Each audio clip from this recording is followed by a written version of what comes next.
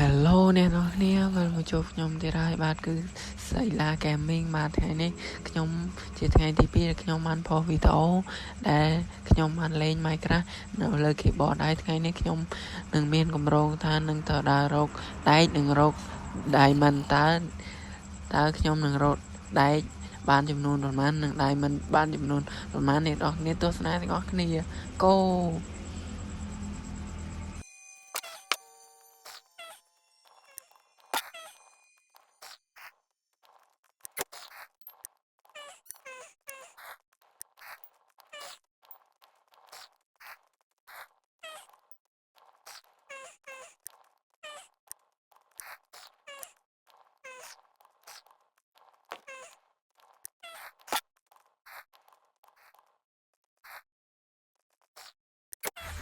អូខេអ្នកនរគ្នាឥឡូវខ្ញុំបានផលិតភីកឯកមួយ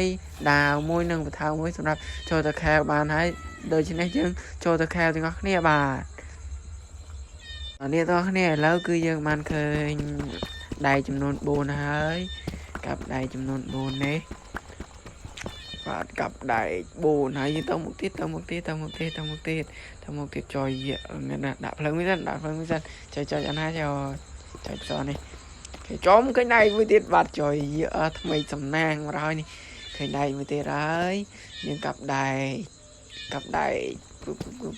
បានដៃមួយទៀតហើយយើងដើរទៅមុខទៀតយើងដាក់ភ្លើងមកទៅនេះមួយភ្លើងcreeper រត់ដែកមួយនៅទៅនោះហើយឡងវាបាត់រត់អូខេយើងបានមកដល់អាបនដែលយើងស្លាប់ពីថ្ងៃមុនហើយបាទណែសត្វដែក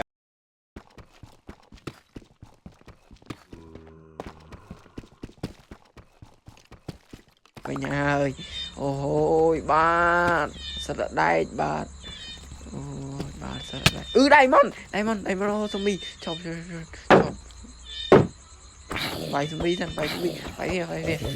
ងើបអូខូយបានដៃម៉ុនល្មមបានដៃម៉ុនកាប់ដៃម៉ុនបានម៉ាន់អូមួយនោះ